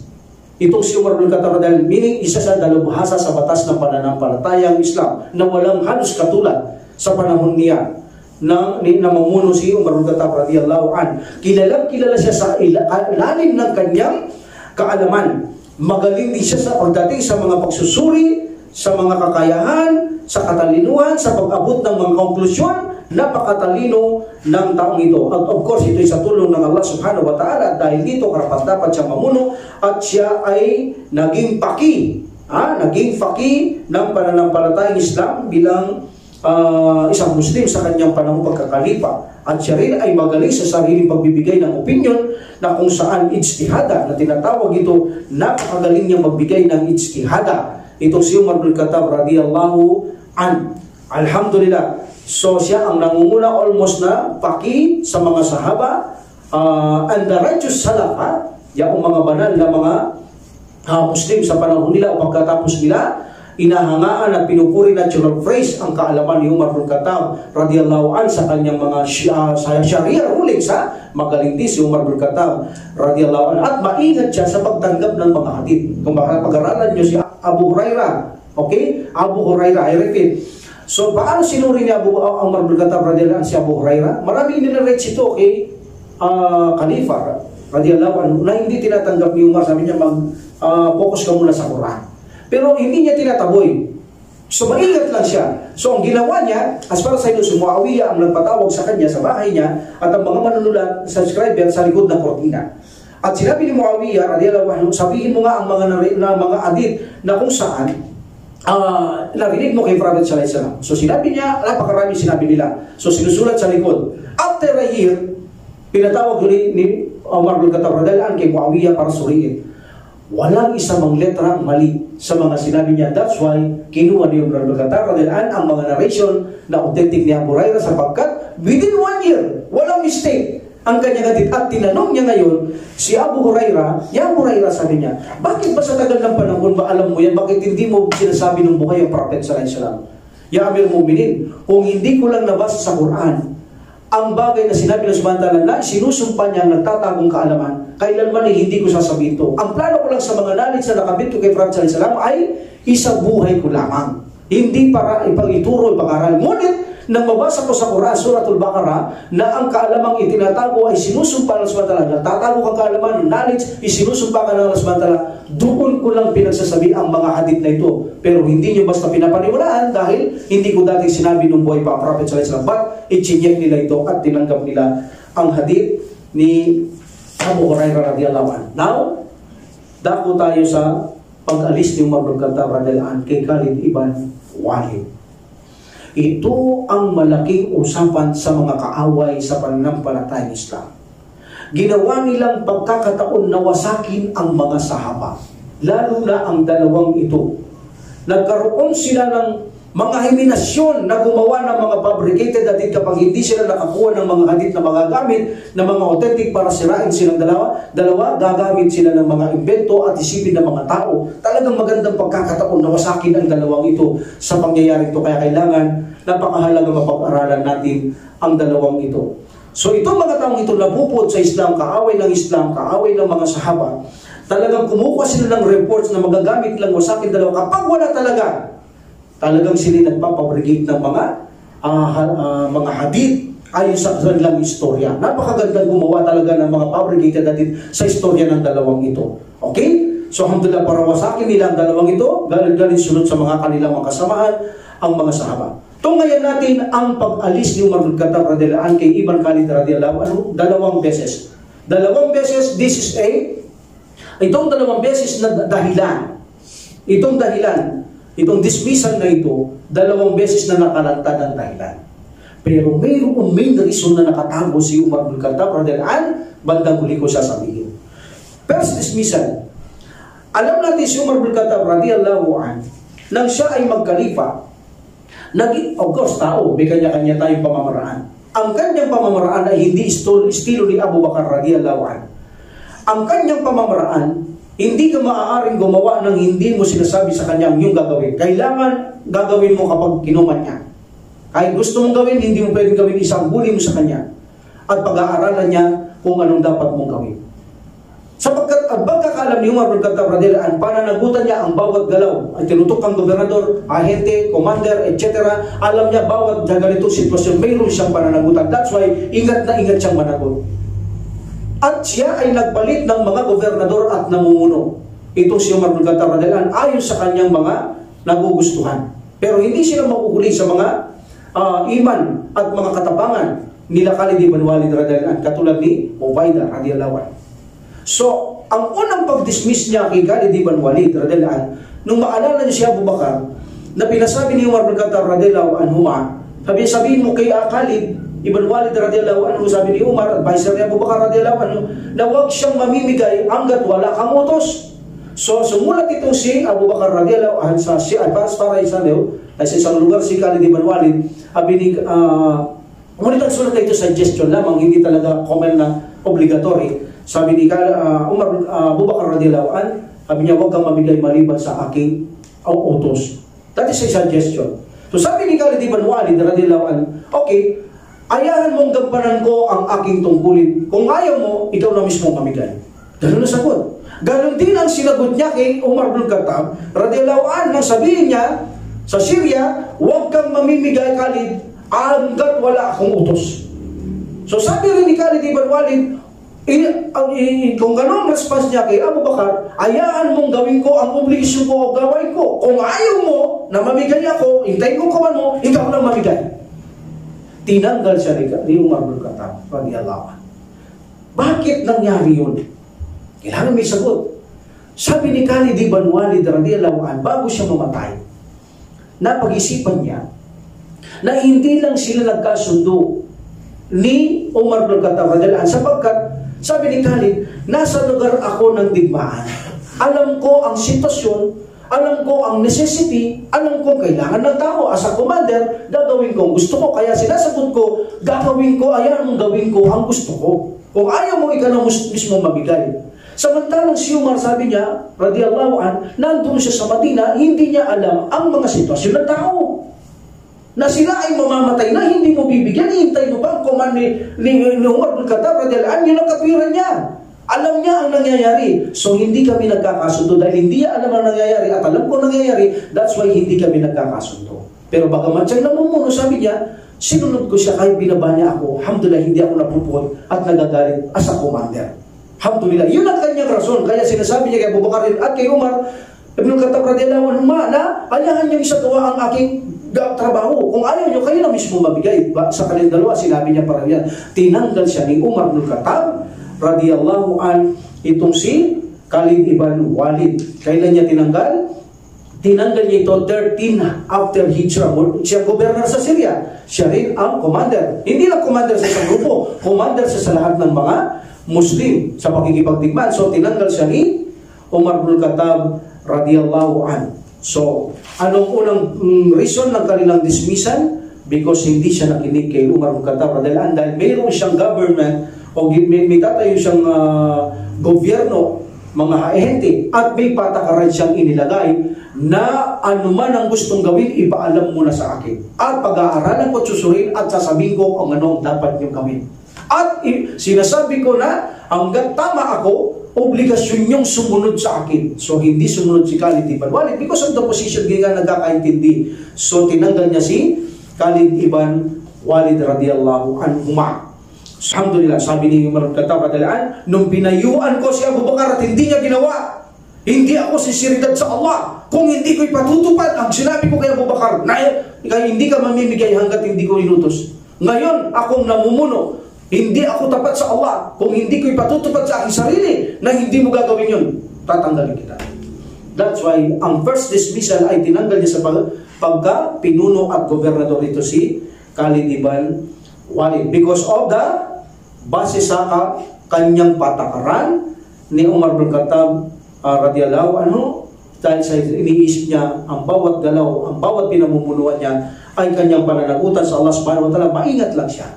Maingat lang siya.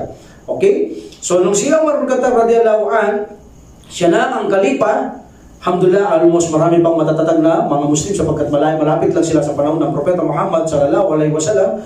So pinagpapalitan niya ang mga ibang commanders, ang mga ibang gobernador, pinagpapalitan ni Umar bin Khattab radhiyallahu an, na kung saan ay iniisip niya na marami ba ang nararapat na mag-gobernador, pamuno, sapagkat malapit pa sila sa panahon ng Propeta sallallahu marami malalakas, hindi nararapat sa mga posisyon, manatili ang mga gobernador, ang mga commander ay dapat niyang palitan. So pinalitan ni Umar bin Khattab radhiyallahu anhu ang mga ito, at meron ding hindi umagri kay Umar bin Khattab radhiyallahu anhu. Alhamdulillah, isa na din si Khalid ibn Walid na hindi agree sa kanyang ginawang patakaran. Alhamdulillah. So bagamat ang ganitong istorya na patakaran ni Umar bin Khattab radhiyallahu anhu ay ginawa niya, ito'y naging matagumpay naman.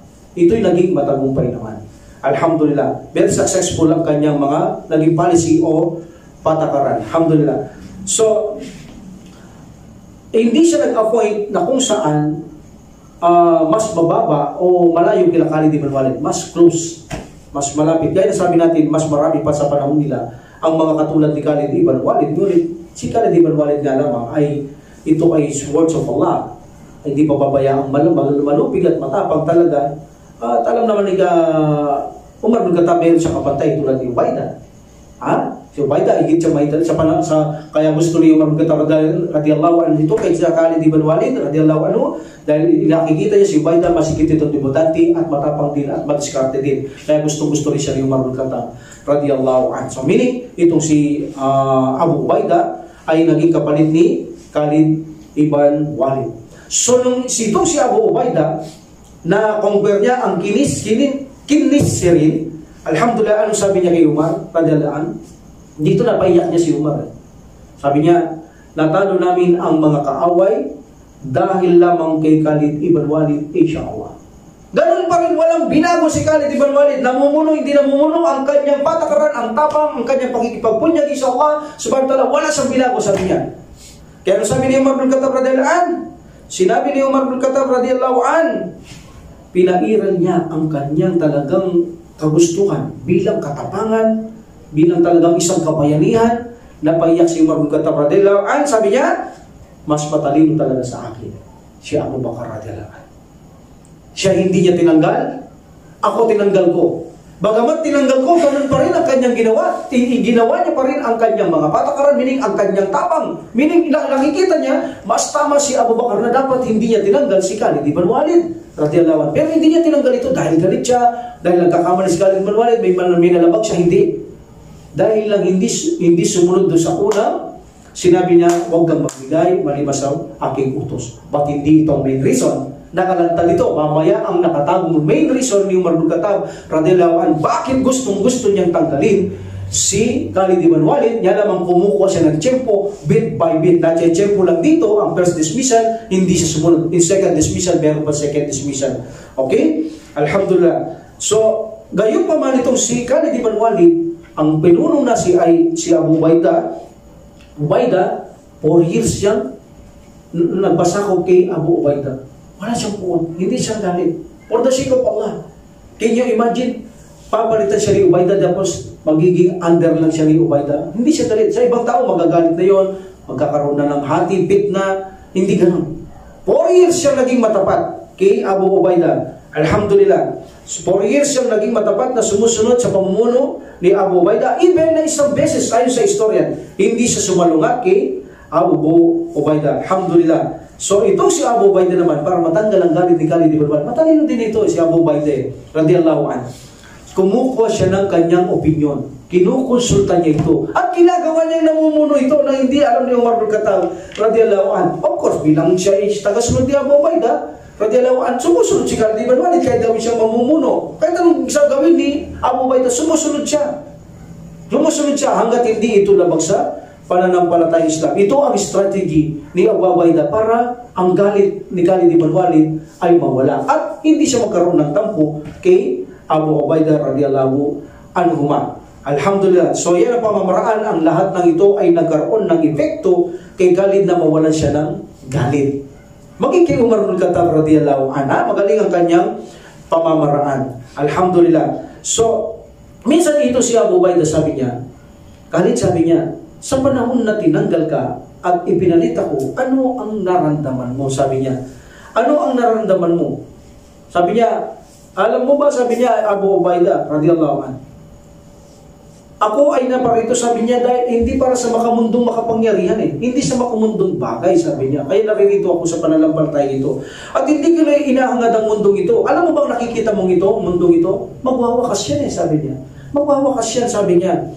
So, bilang isang, sabi niya, tagasunod mo, bilang isang kapatid mo, anda kong sundin ang iyong kautusan. Even na ang ating Khalifa, for the sake of Allah. Wala akong ninanais na, nakita mo naman sumunod ako sa iyo within 4 years. Wala akong nakita sa akin na hindi ako sumunod. Wala kang nakita sa akin na nagtampo ako sa iyo. Within 4 years, nagpasakop ka sa iyo. Kung anong gusto mong pagawa sa akin, ginagawa ko. Meaning, wala akong tampo sa inyo. Meaning, dito ako for the sake of Allah. Hindi for the sake of position, for the worldly benefits. No, wala akong pakialam dyan. Sabi niya, alhamdulillah, hanggat kayo ay kapatid ko sa pananampalataya, alhamdulillah, for the sake of Allah, ginagawa ko lang ito, sabi niya. Alhamdulillah, ganito kalakas ang kanyang pananampalataya, ang kanyang pagtitimpi. Minsan itong si Ubaidah, inutos niya na naman mag-commander sa isang mission. Sabi niya, I will do it, inshallah, gagawin ko, inshallah. Hinintay ko lang naman sabihin mo, sabi niya, kasi nahiya ako sabi niya. Alam mo ba, ang kunya nito, si Abu Sulaiman, tawag kay Khalid, Abu Sulaiman. So sabi niya, bakit ka mahihiya, sabi niya, kahit na ikaw ay bata, kung ikaw ay naka-appoint na commander ko, kapag inutusan mo ko, susunod ako sa iyo, sabi niya. Hanggat nag-uutos kayo sa ating pananampalataya at hindi lumalabang, sabi niya, hindi ako susuway sa inyo. Paano kita susuwayin, sabi niya? Yumakap ka sa pananampalatayang Islam na napakahaga, nagmadali kang pumasok sa pananampalatayang Islam. At ang sugo ng Allah subhanahu wa ta'ala, tinawag kanyang Al-Amin, ang mapagkakatiwalaan, sabi niya. So, paano kita makahabol sa iyong kalagayan? Anong dahilan? Para hindi kita sundin na pagkataas higit ng kalagayan sa akin. Napaka-humble ni Khalid Ibn Walid. Ba't ako'y sumusumpa sa Allah? Sabi niya. Kailanman hindi ako lalabak sa iyo hanggat kasama mo ko. Ngunit sumusumpa ako. Pagkatapos ng pagko-commander na ito ay hindi ko natatanggapin. Meaning, huwag mo na akong gawin commander. After that, immediately, sinalakay ni Khalid Ibn Walid ang utos ni Abu Ubaidah radhiyallahu anhu. Alhamdulillah. So, it is clear na napakalinaw na ang mga salita at action ni Khalid Ibn Walid, hindi mo kasusumpungan ng pagtatampo at pagkagalit, pagkapuot sa kanyang mga kapatid sa pananampalataya. Alhamdulillah. So, itong si Khalid Ibn Walid in the second dismissal, mismo tinanggal na talaga to. Tinanggal na siya sa mga sundalo. Hindi na sa pagkapamuno, hindi na sa gobernador, tinanggal na mismo siya. What is the reason? In the second dismissal, si Khalid pumunta siya sa, nung masakop nila Kininsiri na, 17 after Hijrah, 4 years. Okay? Yung kanina, first dismissal, 13 years after Hijrah. Ngayon, 17 years. Okay? Nung masakop nila, nung pumunta sila sa Kininsiri, nasakop nila, pumunta sila doon. Okay? Nung pumunta si Khalid Ibn Walid radhiyallahu an, 17 after Hijrah ito, no? Okay, nakarating kay Umar Ibn Khattab radhiyallahu an ang pagpunta ni Khalid at iyad ganap upang pumasok sa Byzantine. Okay? Teritoryo ito ng Byzantine, itong Kinisir. Nang sila ay magbalik, maraming buti, maraming samsam. So, ang mga tao ay pumaligid sa kanila para manghingi sa kanila ng buti. Meaning yung sa kanila buti. Ano ba? May buti si Khalid Ibn Walid. Sa kanya yun, nanghihingi para balato. Ganon. Pag-asalo, balato o kagandaang loob. Hingi sila ng kagandaang loob. Ngayon, ibinigyan niya itong si Khalid Ibn Walid, radhiyallahu sila al-As'aj ng malaking salapi. Binigyan niya ito. Almost 10,000 ha. So, nakarating ito kay Umar bin Khattab radhiyallahu anhu. Walang nalilingid kay Umar bin Khattab radhiyallahu anhu. Ang nangyari dito, tinanggal siya ni Umar bin Khattab radhiyallahu anhu. Pinaimbestigan niya kung saan galing ang pera ni Khalid Ibn Walid kay Ubaidah. Pinaimbestigan niya bakit gano'ng karaming pera, bakit binigyan niya 10,000 siya al-As'ad. So, hanggang sa imbestigan ni Ubaidah, Abu Ubaidah radhiyallahu anhu, okay naman. Walang sabit. Walang mali, kahit konti. Sa kanya talaga. Pero tinanggal siya, pinatanggal na siya. As fighters, wala na rin siya. Tinanggal na siya. Nagpapaalam nga siya, napakalungkot ng pamamaalam ni Khalid ibn Walid radhiyallahu anhu kung mababasa niyo yung istorya niya. Nagpaalam siya bilang namumuno dati. Sabi niya, dati akong namumuno. Sabi niya, na-appoint ako ng gobernador, na-appoint ako ng commander, napakaraming digmaan, ako ang kasama ninyo. Ngayon sabi niya, maghihiwa-hiwalay na tayo. Ako mag-isa, lalayo sa inyo, kayo, magkakasama pa rin kayo, magpapaalam na ako sa inyo, at pinapupunta ako sa Madina ng ating Khalifa. Marami siya sinabi na nakakaiyak, baka maiyak tayo dito. So, alhamdulillah. So, bakit naman tinanggal siya rito? Kanina, alam yung dahilan, hindi sila kasundo. Tinanggal siya rito ni Umar ibn Khattab radhiyallahu anhu. Ang sabi kasi ni Umar ibn Khattab radhiyallahu anhu sa kanya, na kung saan, imamimigay kayo sa mga mahihirap. Ngunit ito si Al-As'ad, Nobel ito marangya ito. Siya ang binigyan niya. Iyon ang ayaw ni Umar ibn Khattab radhiyallahu anhu. Sumuwi na naman siya. So tinanggal na siya lubusan ni Umar ibn Khattab radhiyallahu anhu. Alhamdulillah. So sabi nila, nang magsalita na siya, yun nga, para may galit. Sabi niya, magtimpi ka, sabi nila, magpasensya ka na, o commander, sabi pa nila, ang pitna ay nalalapit na, o panahon na ng pitna. Yan yung pagkakamata. Kasi, ang Prophet sallallahu alaihi wasallam, bago namatay, pinagbili niya, pagkamatay ko, ay lalaganap ang pitna sa inyo. Kaya sabi ng mga sahaba, dito, ito na ang panahon ng pitna, o nalalapit na. Pero nangyari ito kay Ali, radhiyallahu anhu, hindi pa to. Pero pinatunayan ni Khalid ibn Walid para hindi mangyari ang kanilang mission. Sabi niya, hanggang buhay si Umar ibn Khattab o si Al-Khattab radhiyallahu anhu, walang fitna. So nakontento ang mga tao dahil sinuportahan niya pa mismo ang Amir Mu'minin na walang fitnang magaganap. Hanggat buhay ang ating Khalifa, ibinako buhay ko, walang fitnang magaganap. Meaning magpapakumbaba ko, susuko ako, susunod ako gaya ng sabi ko. And then pumunta siya sa Madina, at pagdating niya sa Medina, sabi niya, ako'y sumusumpa sa iyo, Amir Mu'minin, sumusumpa sa Allah, ya Amir Mu'minin. Hindi ka nakitungo ng maganda sa akin, hindi mo ako pinakitunguan ng mabuti, Amir Mu'minin. Sabi niya, nagko-conflict ako, nagsusumamo ako sa iyo, hindi ka naging mabuti, hindi ka naging mabait sa akin. Yun ang tansya niya sa kanyang sarili dahil bawat magkamali, bawat hindi tayo magkaintindihan, hindi mo alam dahilan, tanggal ka lang ng tanggal sa akin. Ngayon, sabi ni Umar ibn Khattab, sagot niya, saan mo galing ang pera mo? Yun ay sa akin. Warbuti ko. So, pinag-aralan din nila. Sabi ni Umar Khalid ibn Walid, every 60,000, lahat ng sobra sa'yo. Then tinignan ng kabal ni Umar ibn Khattab, so alhamdulillah, nagtagpuan niya ang kabal na 20,000 ang naibigay ni Khalid ibn Walid. At doon, natanto ni Umar ibn Khattab, tao lang eh. Sabi niya, Khalid, sabi niya, mula sa araw na ito, hindi ka na magagalit sa akin. Allahu Akbar. Mula sa araw na ito, Khalid, hindi ka na magagalit sa akin. Meaning, wala na akong gagawin sa iyo na ikagagalit mo. At ngayon, sasabihin ko na ang dahilan kung bakit kita tinanggal. Dahil na mahal kita.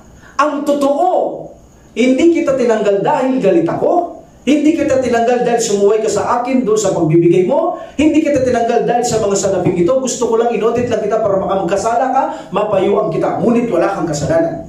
Hindi ko rin ginawa sa iyo yung unang dismissal na hindi ka sumunod sa akin. Bagamat alam mong posisyon, alam mong sitwasyon, tinanggal kita, hindi ako galit sa iyo. Hindi yun ang tunay na dahilan niya, Khalid ibn Walid radhiyallahu anhu. Ang tunay na dahilan, natatakot ako sa ating umma na kung saan ang kanilang pagsamba sa Allah ay maibigay sa iyo ang tiwala ng taong ito. Kaya ngayon sasabihin ko, susunod ako, sasabihin ko na ang Allah subhanahu wa ta'ala ang nagbibigay ng tagumpay at hindi ikaw. Para ang mga taong ito na kung saan umaasa kapag kasama ka, magwawagila, malaki ang tiwala sa iyo, hindi na sa Allah. That's why tinanggal kita, Khalid ibn Walid. Concern ako sa umma, baka sila makagawa ng Shirkul Akbar. That's why ipinalaganap ni Umar ibn Khattab ang tauhid, ituro ang tauhid, ang nagbibigay tagumpay ang Allah, hindi ang mga sahaba, hindi ang mga nilikha. Yan ang dahilan, Khalid, kung bakit tunay kitang tinanggal. Yan ang sikreto ko, yan ang lihim ko. Nangangamba na ako sa mga tao na malaki na ang tiwala sa iyo. Umaasa na sila ng wagi sa iyo, hindi na sa Allah subhanahu wa ta'ala. Allahu Akbar. Yun pala ang totoong rason. Hindi ako galit sa iyo. At sumulat siya sa mga tao, si Umar ibn Khattab radhiyallahu anhu, at ipinarating niya, tinanggal ko si Khalid ibn Walid radhiyallahu anhu, hindi ako galit sa kanya. Katotohanan, mahal na mahal ko si Khalid ibn Walid dahil bata pa sila, magkasama na sila. Gusto niya talagang iligtas. Nang magkasakit na si Khalid ibn Walid, doon niya na-realize lahat ang kanyang mali pala. Ang akala niya tama siya, si Umar pala ang tama dahil ang ginawa niya for the sake of Allah. Para din sa kanyang sarili, kaya niya sinusuri, tinanggal. Dahil ang mga tao concern sa umma at kung may kayaman si Khalid, ayaw maligaw ni Umar bin Khattab, katulad niya na mahirap, ibigay na lang sa kaban ng mamatay sila ng pare-pareho nang makapasok sa paraiso. Kaya sabi ni Khalid ibn Walid, nang siya ay mamamatay na, ya Abu Darda, sabi niya, kapag ako'y namatay, maaari, sabi niya, sisihin mo si Umar bin Khattab dahil kapag siya namatay. Nauna si Khalid ibn Walid namatay. Okay, there's a many fruit. Umiyak pa ito si Umar bin Khattab dahil nang mamatay si Khalid ibn Walid. Dalawa, at siya nung magbabigay siya ng poyet tungkol kay Khalid ibn Walid, sasabihin ko dito. Inshallah, nauna si Khalid ibn Walid na namatay radhiyallahu anhu kay Umar bin Khattab radhiyallahu anhu. Sabi niya, ako ay kapag namatay ang Amir Mu'minin, maaaring sisihin mo siya. Agree ako, sabi ni Abu Darda sa kanya. Hindi, sabi niya. Nung matansya ko, sabi niya, malapit na akong mamatay. Na-realize kong lahat na ginagawa ni Umar bin Khattab radhiyallahu anhu for the sake of Allah. For the sake of Allah, hindi siya galit sa akin, sabi niya. Kung nakita ko siya nagalit sa akin, marami na siya kinagalitan katulad ko na una pa. Maging sa Badar. Ini-expect ko nga na ako pakitunguhan niya mabuti dahil bata pa kami, magkaibigan na kami, magkasama na kami. Pero hindi ako pinakitunguhan ng ganun. Laging pantay-pantay siya. Ginawa niya lang yung kahit sisin pa siya ng iba, for the sake of Allah, sabi niya. Na-realize kong gumagawa lang siya for the sake of Allah, for the sake of Burma, for the sake of brotherhood in Islam, sabi niya. Doon ka na-realize, meaning wag mo siya sisina, Abu Darda. Mali ang ating mga sapantaan sa kanya. So meaning, ito si Khalid ibn Walid, bago siya namatay, ay pinatunayan niya si Umar bin Khattab radhiyallahu anhu ay hindi siya nagkamali, hindi niya kinapautan, kinagalitan si Khalid ibn Walid. Ibig na nagalit, kabihan ni Khalid ibn Walid, nagalit ako nung kinuha kayamanan ko, nagalit ako nung tinanggal ko, pero nung bago malapit na mamatay Abu Darda, na-realize ko, sabi niya, tama si Umar bin Khattab radhiyallahu anhu, concern siya sa akin, concern siya sa umma. Alhamdulillah, now, naalala ko, lahat ng ginawa niya ay para sa landas ng Allah subhanahu wa ta'ala, sa kanyang pagmamalasakit sa kanyang umma, dahil pinangako niya pangangalagaan niya ang kanyang umma at nangangamba siyang mananagot sa bawat kanyang umma. That's why nang bago mamatay si Khalid ibn Walid radhiyallahu anhu, ay gumawa siya ng will. Anong sabi niya? Ipinagkakatiwala ko kay Umar ang aking gawa. Meaning, iiwanan ko ang aking gawa, bahala ka na, Amir Mu'minin. Kung paano mo ito pag-iingatan, ang aking mga ginawa, ano man yung mali kong nagawa, paano mo pagtatakpan, meaning pinagkakatiwala ko sa iyo, iiwanan kong gawang yan dito sa mundo. Of course, hindi ba yung sa Allah subhanahu yung maaabutan?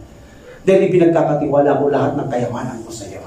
Dahil pinagkakatiwala ko pa lahat ng mga wills ko dito, sa iyo ko lahat pinagkatiwala.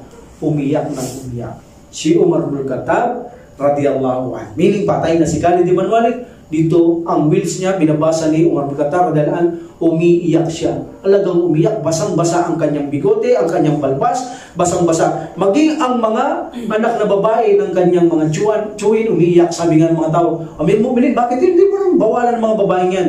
Sabi ni Umar bin Khattab radhiyallahu anhu, pabayaan niyo silang umiyak para kay Abu Sulaiman. Iwanan niyo sila. Alhamdulillah. That is the proof na unang namatay si Khalid ibn Walid. Number 2 proof. Naunang namatay si Ibn Khalid radhiyallahu anhu, nang si Hisham ibn al-Bakhtari, lumapit siya o dumating kay Umar bin Khattab radhiyallahu anhu, sabi niya, from Banu Maksum ito, sabi niya, ni Umar bin Khattab radhiyallahu anhu, Hisham, sabi niya, Hisham, magsagawa ka nga ng puyat sa akin tungkol kay Khalid. Ano sinabi niya? Ikaw ay nagkulang sa pagpuri kay Khalid ibn Walid. Ginawa, sinabi yan niya si Umar bin Khattab radhiyallahu anhu. Sabi niya, gumawa ka ng puyat. So, gumawa naman siya kay puyat kay Khalid ibn Walid. Pero sabi niya, ikaw ay nagkulang sa pagpuri, meaning natural phrase, kay Khalid ibn Walid. Samantalang si Khalid ibn Walid, sabi niya, o si Abu Sulaiman, sabi niya, mahal na mahal niyang hamakin ang mga kaaway ng Allah, ang mga kupar, ngunit nagkulang ka sa kanya. Ano sabi ni Umar bin Khattab radhiyallahu anhu? Naway kahabagan ka ng kawaya, Abu Sulaiman. So meaning, nakikita nyo ang pagpapakumbaba ni Umar bin Khattab radhiyallahu anhu. Kung anuman, sabi niya, kung anuman ang nagawa mo dito, mas higit ang mayroon ka sa Allah ngayon. Ha?